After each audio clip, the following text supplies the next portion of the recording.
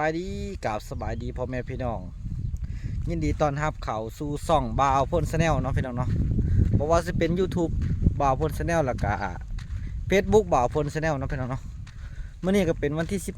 15วันพฤหัสเนาะพี่น้องเนาะบ่าวสิริพลก็ได้ครับรถไถออกมาหน้าคือเก่าพี่น้องแต่ว่าเอื้อยกับพี่อ้ายเพิ่นออกหน้าแล้วแต่ว่าบ่าวสิริพลกับท่านออกครับรถไถออกมาหน้าพาเมียพาลูกพาหลานมาหาเห็ดเพาะเนาะเพิ่นยังไปหาเห็ดตามทุ่งไร่ทุ่งนาพุ่นแหละ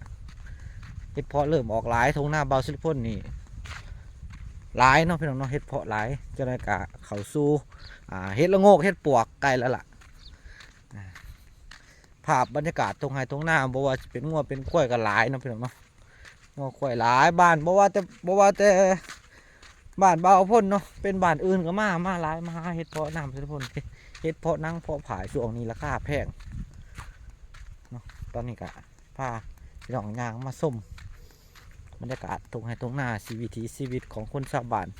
พุ่นรถไถพุ่นได้อีเรียวมาโอ้ย่างไปหลินน้ำเพื่อนก่อนย่างไปหลินน้ำเพื่อนข้างๆเพื่อนใกล้ๆกันนี่แหละย่างไปหลินน้ำเพื่อนก่อนไปหลินไปสัมผัสน้ำเพื่อนเฮิงไปไทย6 เดือน 7 เดือนเนาะพี่น้องเนาะกะบดามาบ้านบดามาลินน้ำกันเติบเลยแหละไก่สิบมาย่างมาลินน้ำเพิ่นกันโอ้ได้เที่ยงหน้าใหม่เนาะคักสุดยอดมันโค้งเลยบาทนี่นี่แหละพี่น้องเพิ่นอยู่หน้าตลอดเพิ่นบ่ได้เข้าบ้านน้ำก็มีใส่ฝนฝ่าก็อุดมสมบูรณ์ดีลูกเรายังแข็งแห้งเลยเนาะสุดยอดเลยคักได้ว่าเย็ดชิ้นพูดบ่ฮะงัวไอ้น้ำบะคองมันใต้จะขึ้นนี่พุ่นแหละมาปาดแล้วเห็ดพูดชิบของข้างมันเขาเรียกว่าใหญ่วะโอ้กระไงเติมแล้วหัว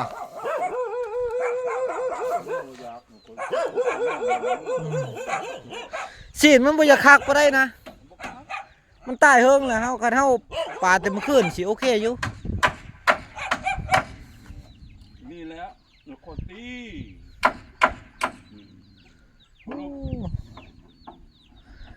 เช่าใหม่ยังเอาเห็ดนี่เช่าเหือนเช่าใหม่ช่างโอ้นี่แหละค่ะใหม่แก่ใหม่เช่ากลมเลยเนาะเกียงหน้าใหม่เพิ่นสุดยอดอยู่หน้าเลยป่ะพี่นี่บนเขาเนาะ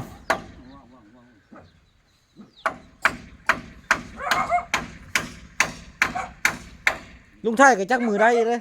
แล้วบอกคือว่า2-3 มือนี่บ่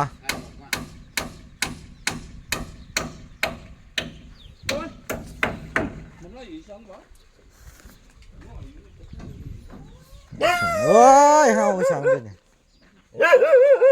เฮาคักแท้ๆเสียงใหญ่ขนาดสิงโตเลยพี่เป็นอยู่หน้าตลอดอยู่หน้ามันกะดีอย่างบ่วุ่นบ่วายเงียบสงบอยู่กับไก่กับหมูเลี้ยงไก่เลี้ยงหมูงัวควายเฮากะเฮ็ดหัวเฮ็ดสวนปลูกผักปลูกหญ้าจังซี่แหละเพิ่นขุดบ่อน้ำสางขุดน้ำกินเฮ็ดน้ำสางสบายกินน้ำสางแซ่บนี่เทคนิคการเฮ็ดเทือนเฮ็ดปลูกเทียงหน้าเอาก้อนหินมาตั้งที่เฮ็ดแบบโบราณเอาก้อนหินมาตั้งแล้วก็เฮ็ดครับสุดยอดอันนี้โอ้ยเด็กหน่อยมาใช่เนี่ย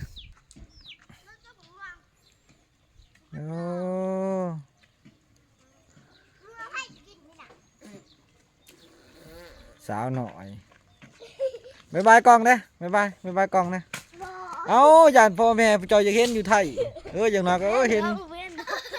อืม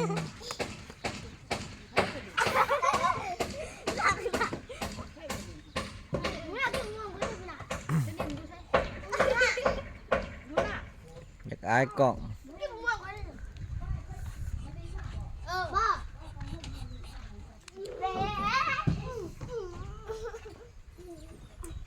เถียงหน้าใหม่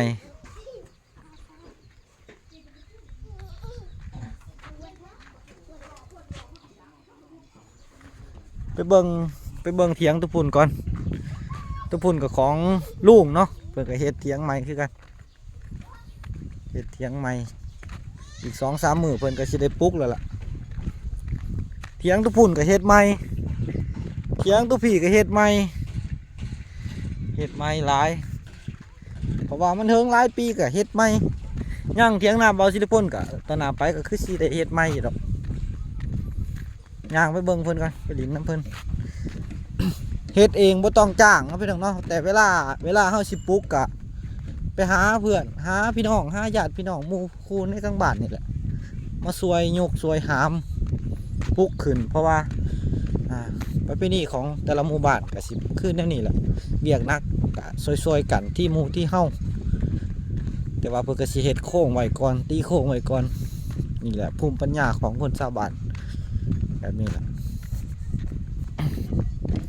เถียงหน้าที่เพิ่นก็เฮ็ดใหม่แล้วก็เถียงหนึงอันนั้นแอมแล้วแหละปลูกแล้วแหละแต่ว่ายังบ่ทันมุ่ง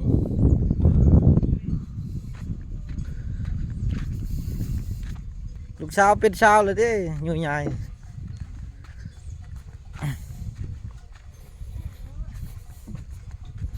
เฮ็ดบ่ได้นี่ปลูกไว้มั้ยย่อเฮ็ดบ่ได้บ่โอ้ไงเป็นเจ้าแล้วลูกไทยนะกินสมหวงกินช้างน่ะบ่มีเกลือมีแต่แจ่มีแต่เกลือบ่มีแจ่วมันสิแสบนะเบิ่งสิถ่ายคลิปลงให้พอจะเห็นนะยกโป้ได้ติยกจักผู้ใดเอ่ยผู้ใดดอก อีอ้วน บ่หน่วย อีอ้วนเนาะชีวิตเอื่อย หน่วยใช่หน่วย พอก็มาบ่ได้ช่างว่าได้งูชิง บ่ค่อยเก่ง โอ้ จำแก่นเพิ่นพอ หน่วยชิง ถึงมือคน เช่าใหม่ช่างลุงไทยจะเอาเห็นไม่จิกนะเช็ดจักห้องอันนี้ ห้องเดียว โธ่ ช่องห้องเท่านี้ช่องห้องเดียวเท่านี้ เห็นห้องเดียวแล้วก็ขันกลางเอานะ ช่องวีเนาะก็สิห้องเดียวนะ ช่องวีห้องเดียวเขาจะเห็ดช่องห้องก็เอาเอาไม้เห็ดโค้งขันกลางเอาก็ได้ คันได เอาขันกลางเอาอย่าเห็ดช่องห้องก็ได้ อันนี้เนาะใส่ดันเอานะ เออ มันเนาะยังไงมันสั่นเอาพ่อกันเนาะ เห็ดซ้ำพ่อได้อยู่นะแต่ว่าเช่านี่คักอยู่เนาะเช่า คักบ่ได้แหน่ใหม่ที่ใหม่ แม่จะพูดว่าได้อยู่ถ้วยหนึงเห็ดเพาะพูดว่าได้ลายเฉลี่ยว่าได้เป็นกับของเต็มของ ตาเถียงเป็นยังเว้ย บาดจะกู เจ้านั่นก็คุบกันแล้วนี่นะ อันนี้เว้ยแห้งแซ่บเว้ยปลูกเลยปลูกมื้อนี้ เจ้านั่นก็คุบกันแล้วนี่โอ้จากลูกไผ่คักกิดชมนี่โอ้ แซ่บพาเขาไปปลูกเอาลุงแต่งจริงพอละลายหนูแต่งจริง ครับกิดชม นี่เลยบ่พาหมอนี่เนาะผมใช้ทำ โอ้นี่หน่อยนะครับกินคักอะไรนะหมู กินแล้ว ตาย สองเรื่องมัน เจ็บท้องเด้อกินคัก ด่านเอาไปเลย เอาไปปลูกอยู่ไหนพี่น้าน้ำแข็งพี่น้าน้ำแข็งกินคุมเด้อ ปลูกนี่บ่ปลูกนี่เฮ็ดทั่วที่เด้อหัวข่วยแห่งลาย น้ำแข็งกินเนาะ ใส่เกิบเด้อมีแต่แก้วสังกะสีใช้เห็ดเพาะหมูคือว่าได้เป็นกับของมาหาได้หาบ่มี เอาหนูไว้นะ ปลูกมักแตง อันนี้น้ำแข็งกิน นี่แม่งตดง่ายช้างแม่งแม่งแม่งแม่งที่ ยาโอ้ยได้งามใหม่มันหักเลยข่วยลายลีดองเนาะอยู่น่ะมีแต่ข่วยพี่ๆ